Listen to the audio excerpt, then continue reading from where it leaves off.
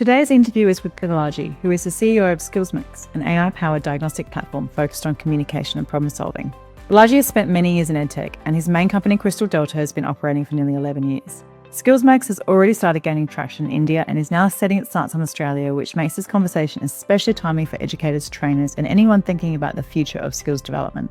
In our chat, we dug into what AI can do exceptionally well and how we can work with it to strengthen the things humans don't always do consistently on our own. SkillsMax is a great example of that partnership. It brings rigor and reliability to assessing critical communication behaviours like vocabulary choice, pacing, filler words, clarity, and other markers that we all recognise in strong communicators, but it's hard to evaluate. This was a really positive, grounded conversation about using AI in the right way at the right time for the right purpose. So if you're curious about practical, human-centered ways AI can support learning and performance, I think you'll get a lot out of this one. Have a listen and let me know if it sparks a few new ideas about what's possible.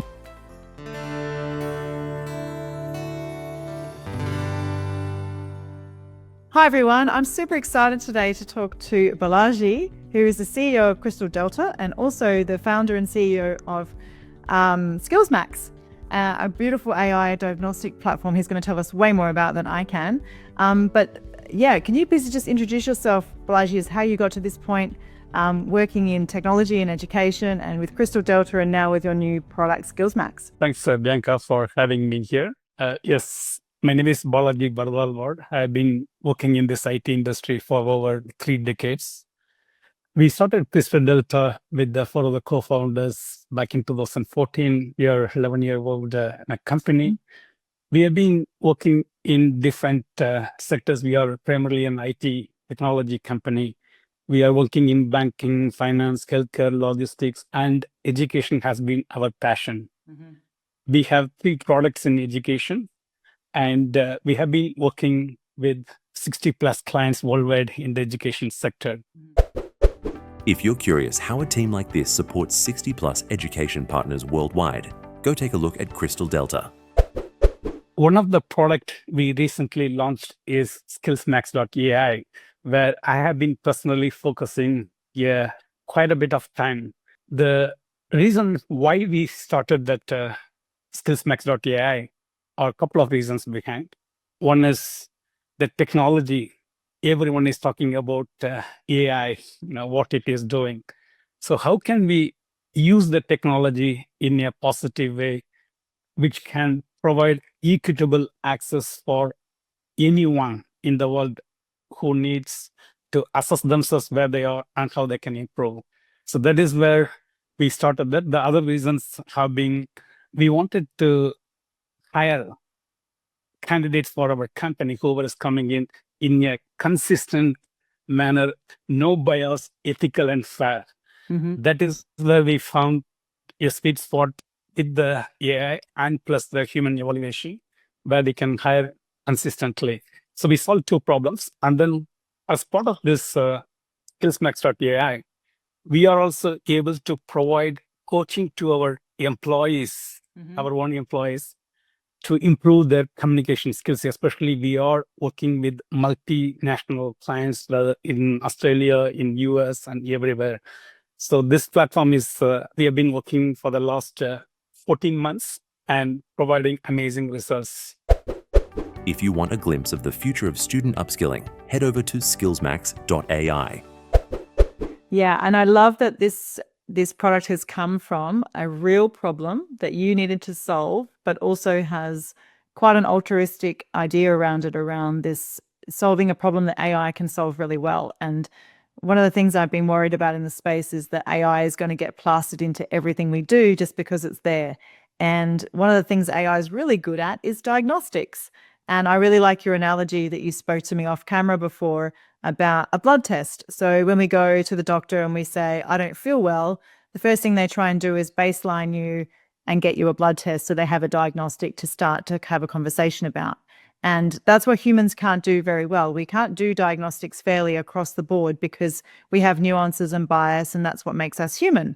So tell us a little bit more about what SkillsMax is actually going to impact that the user. So what is the impact on the user for SkillsMax to understand their capabilities? So how are they going to see benefit from this? That's a fantastic question, especially in the education sector. There's a lot of focus is going on improving the soft skills or enterprise skills, which involves this communication. And in this current coaching model, there is a group training is happening where there isn't much focus on individualized, personalized training. Even in the training, humanly, it's not possible to do what technology can do to bring that assessment factors. Yes. So I'd like to talk about a few of the AI technology is doing where humanly it's not, it is possible, but it's not commonly possible, let's just say. So one of those area is pacing. When we are talking, I think 140 words per minute is ideal when we are talking. I have seen the number of students when they are taking, probably 30% of the students are nervous. When they are nervous, they talk about around 200 or 220 words per minute. That means the opposite person can grasp only 60 to 70% of what they say. Yeah. The other end of the spectrum is when they are below 100 words per minute, that means they need improvement in the vocabulary. And the other factor is if they are not non-native English speakers, they are translating from one language to other and forwarding. So that is where knowing where they are and then keep practicing to get to the right pace. I've seen in many countries, there is a lot of emphasis on the accent. For me, based on my studies so far and also interacting with the many countries, if we talk at the right speed, then we don't need to focus so much on the accent. Yes, accent is important, especially if you are working in critical sectors like healthcare and other areas. Whereas in non-critical sectors like in IT companies, for us, as long as they talk at the right speed, then accent becomes less of a factor. The other one we look into is the filler words. Me, myself, I've been living overseas away from there. I'm originally from India. Last 30 years or so, I've been living in many countries.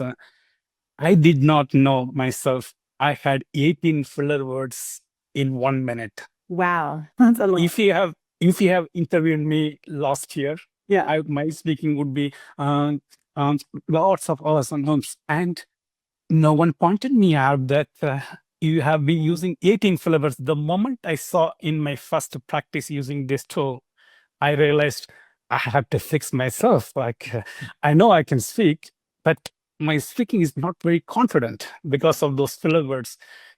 2 months, I did continuous practice. I started in last October. Now I'm down to 4 filler words. Wow. Which is amazing.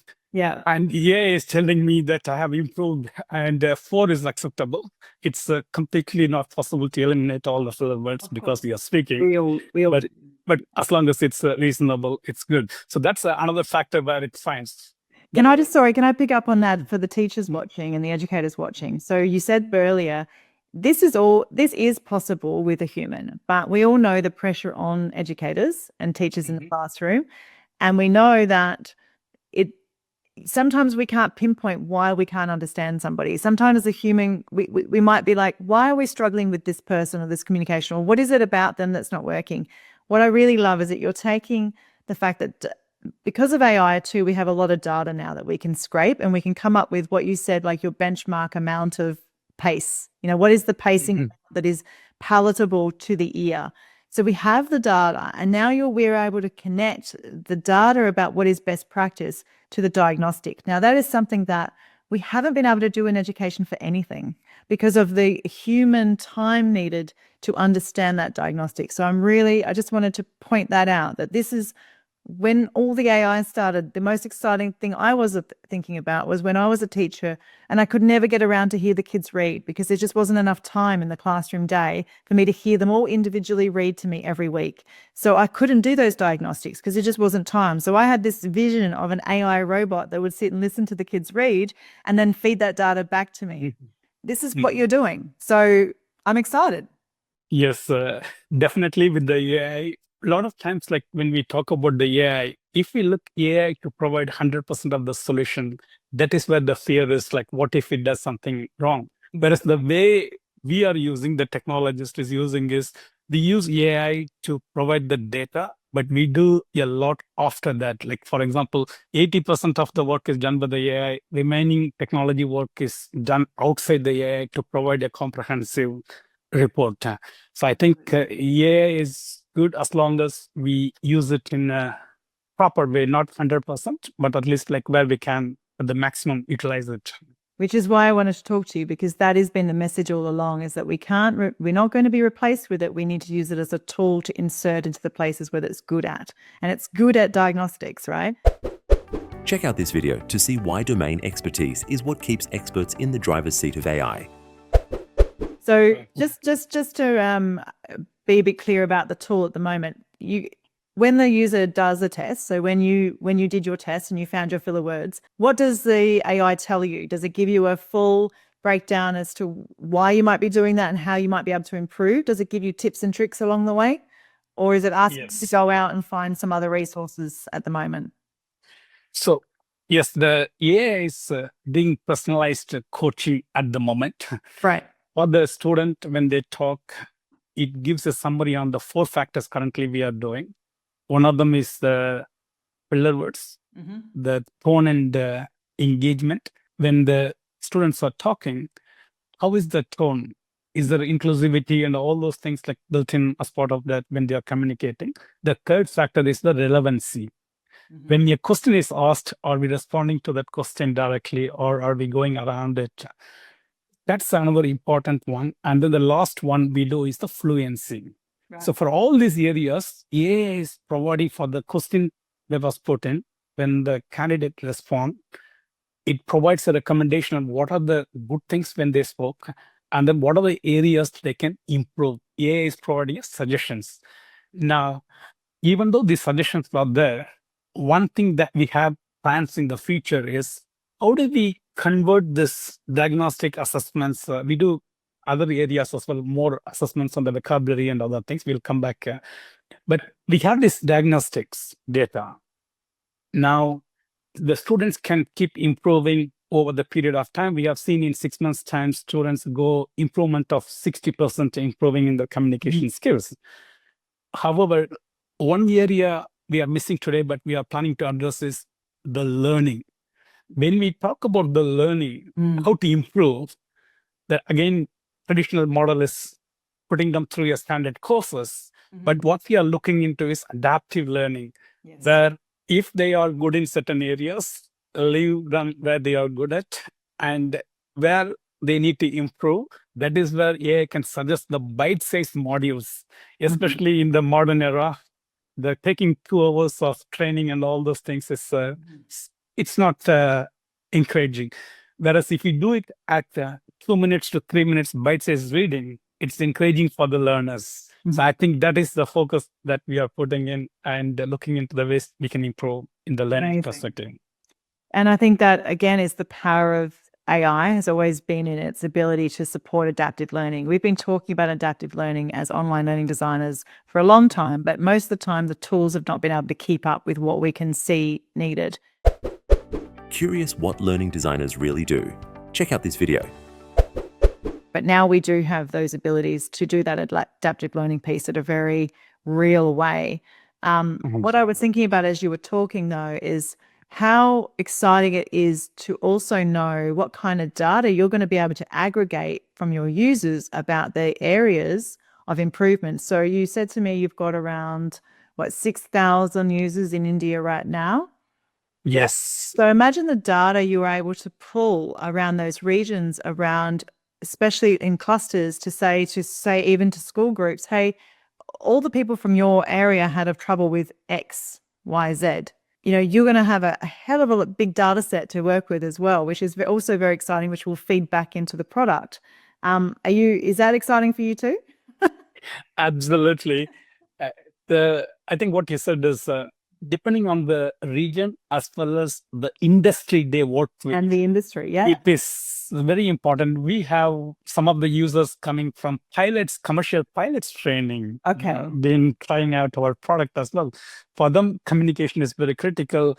And yes, we are looking into tier 2, tier 3, as well as tier 1 cities. where the students are and what are the regions and Yeah. where they need to improve.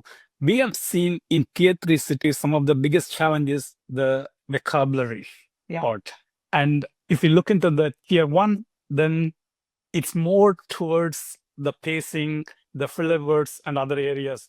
So yes. So you'll different see some areas. trends, and you'll be able to work directly with education departments and training providers to say, hey, this is where the trends are.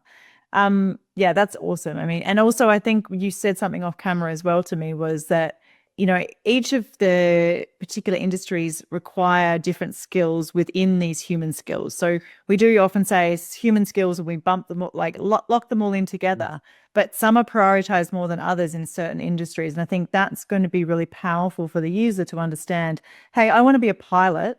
If I want to be a pilot, I'm going to need to be really good at these ones. Like these ones, not so much. It's okay. I have to be good at these though, right? Because that's what we all do. We all have to take trade-offs about where we're going to improve. Absolutely. If you look into the job clusters, there's been fantastic study done by Young Foundation Australia, where the study shows that there are 7 different job clusters. If you look into this cluster 7, and then I love that. which has many different skills, and there are some skills which are common across. So yes, each cluster have their own unique skills, and if we can find a way where we can analyze those skills and then see where a particular student, even in our workforce, if we can find where we are good at, if there is any career change, I have seen the data that around 5 career change in somebody's career, 5 career changes, it is possible. By knowing where we are good at, by knowing where we need to improve, then it makes it even more possible. I have a story to share. My own daughter, she has been studying law, and now she finds that she wants to do finance. That's because she has evolved. When she wanted to do the law degree, it was different skills at the time, but over the period of 4 years, she has evolved into a different person with the different skills, want to do something else. So we would like to use this technology to find where they are with the skill, continuous skills assessment. It's not just during the graduation period. Throughout our life, keep assessing and keep improving and find the passion where we have and enjoy the work-life balance. That's what we want to get. And I imagine that your categories for diagnostic at the moment, you've obviously had to pick the top ones, but there will be multiple categories that will come along, like, you know, the ability to be very succinct, there's all sorts of communication skills that can be assessed here. And I think to me, this is just such a great start by, you know, talking through and really putting a benchmark on what is good communication, because we all kind of know it when we see it, but we don't often know how to explain it, right? That's right.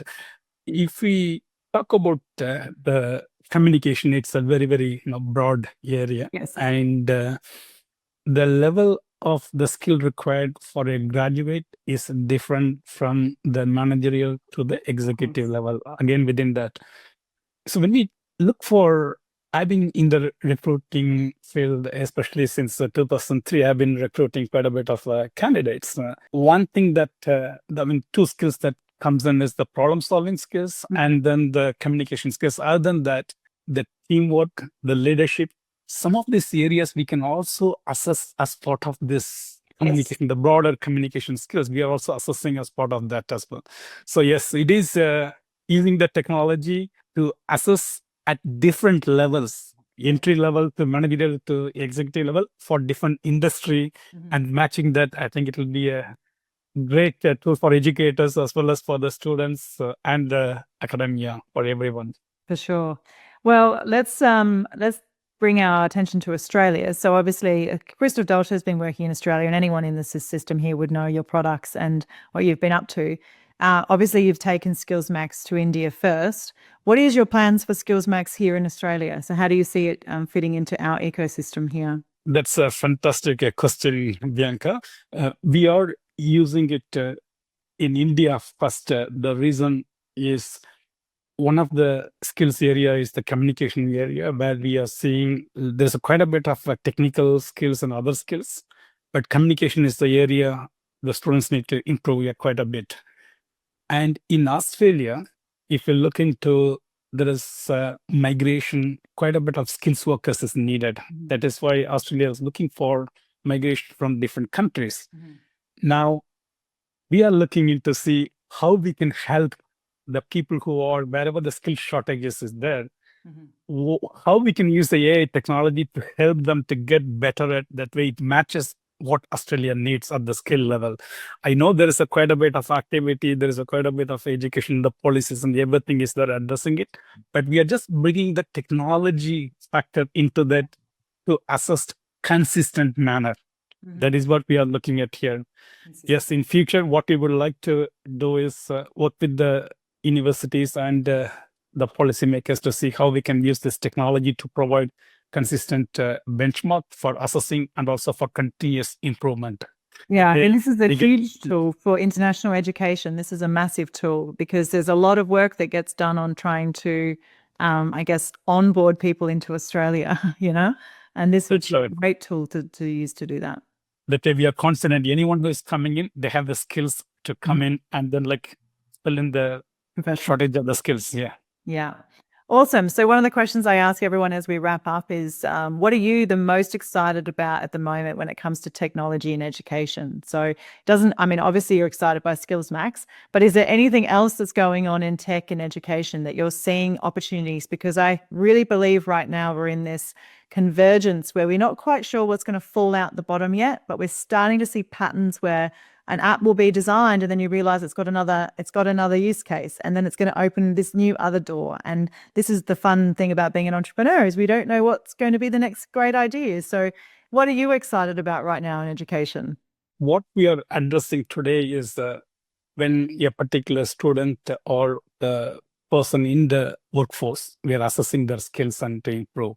But what I'm excited is before even getting into selecting a particular course or study or into a workforce, can we assess prior and then provide using the technology? It is possible. We did in 2019, we developed using the machine learning before the AIs, machine learning and all, we developed a tool where when a person is assessed, it can tell exactly where their skills are using the RAISE profile.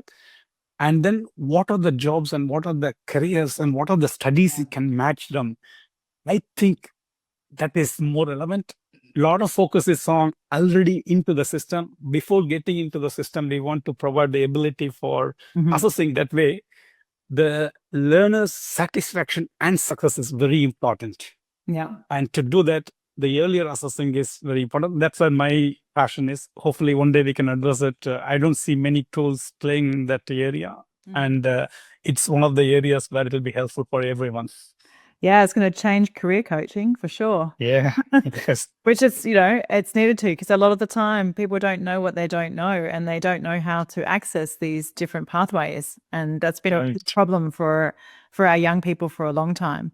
So thank you so much for the work you do with Crystal Delta. We've been following you for years and also now you're bringing SkillsMax to the fold. I know entrepreneurship in education right now is a bit of a tough gig. There's a lot going on, a lot of fear, but also a lot of excitement. So thank you for bringing the excitement to the conversation, Balaji. And we really wish you all the best with SkillsMax, and we hope we can get involved as you progress. Thank you, Bianca, for having me here. Really enjoyed the conversation.